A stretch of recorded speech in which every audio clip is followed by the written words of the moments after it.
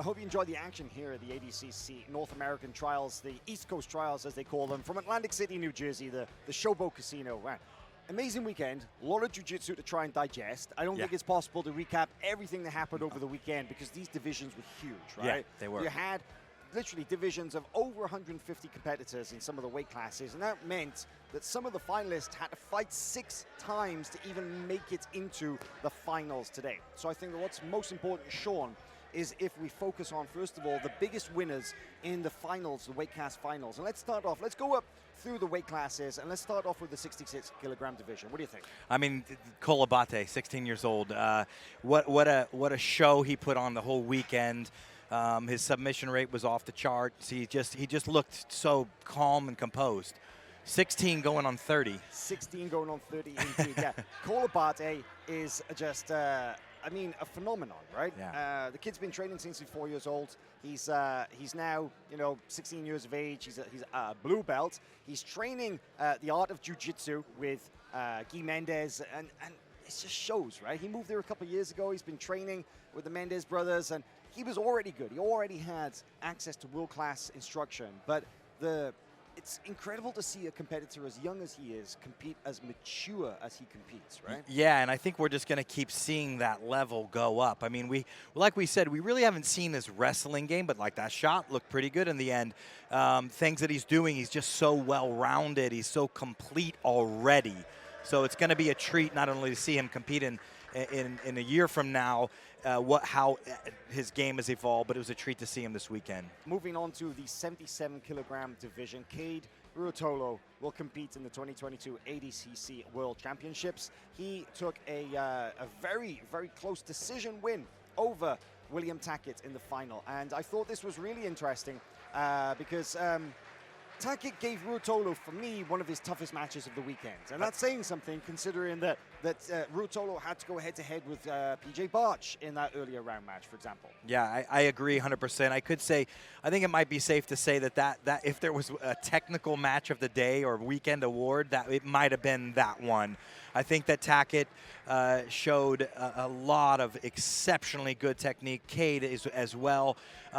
Cade came out the top on this one, but I think that these two guys, I'm so excited to see both of these two guys just continually evolve because they are just so good at technically. It's unbelievable. They really are. They really are. There was a lot to dissect from that match. I'm sure some great moments to go back and to look at, and I'm sure you'll be getting us some great analysis from that match particularly. But it's amazing, as I said earlier, to watch these guys rewrite the rules of what is possible in jiu-jitsu in real time. The evolution of jiu-jitsu in real time. The future has arrived. It's here, and it is athletes like 18-year-old Cade Ruotolo and 20-year-old William Tackett. It's phenomenal to watch. Yeah. Moving into the 88 kilogram division, Giancarlo Bodoni was able to win against Elder Cruz.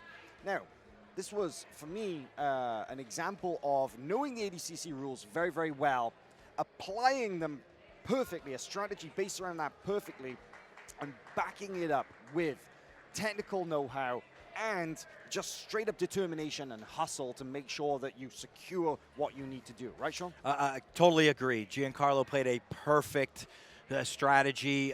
It was obviously out-wrestled early on, felt that, used wrestling to then allow him to pull into that half guard and then get where he shines. And then he was able to come to the top, and then it was a masterful performance against a very game, a technical Elder Cruz. In the under 99 kilogram division, Mason Fowler was able to win against Devontae Johnson.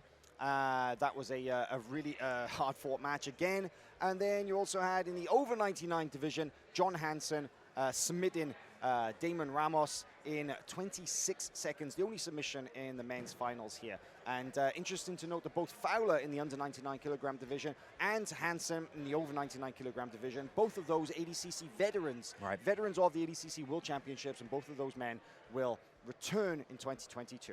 Let's also make a mention, Shawn, of the women's finals here. Now, of course, the women's divisions that were in action this weekend at the ADCC Trials. The winners did not qualify for the 2022 World Championships. The divisions were run by Tom DeBlas, who wanted to give an opportunity to the female athletes to get valuable experience of competing under the ADCC rule set, and then would pay for the winners of those two weight classes to go to compete in the West Coast Trials in early 2022 when they have an opportunity to book their ticket and compete at the World Championships. In the under 60 kilogram division, Brianna St. Marie managed to score 3-0 on Alex Enriquez. Now, that was a great match. Yeah, it was a great match, and you might even be able to say that she was sort of the female competitor of the tournament. I know that's hard to make that statement, but she looked great the whole weekend.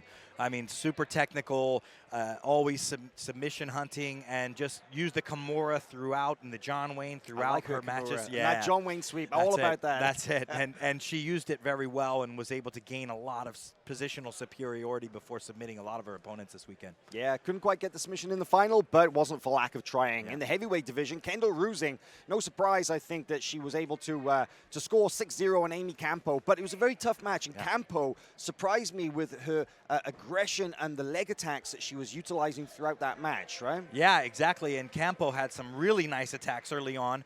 And again, we talked about how Rusing has hit a maturity level now in her competition career. She's been finished with knee bars in the past, and this one, some of those leg attacks were on pretty tight. And she, again, I think because of how she's evolved into the competitor we saw today, she got out and then she dominated. Yep, she's leveled up, and you know the results speak for themselves. 6-0 win there in the heavyweight division final, and yeah, both of those competitors will compete at the West Coast Trials early next year in a chance or a bid to compete at the 2022 World Championships. Well, that's pretty much it from me and you, Shawn, this weekend. It's been a pleasure to call the action here once again for you. I hope you guys enjoyed the show, and we will have many more matches, many more events coming up on FloGrappling over the coming months, and of course all the way through to 2022. The big show, 2022 ADCC World Championships, September next year, and we have all of the international trials events, the qualifiers, here on FloGrappling between now and then. Don't forget, of course, we also have gi, we have no gi, we have submission only, we have points, we have the IBJJF World Championships coming up in December. The first IBJJF World Championships will return to FloGrappling since 2019. Man, there's a long wait, but there is a lot of jiu-jitsu to happen between now and then. You can watch it all on FloGrappling. We'll see you next time.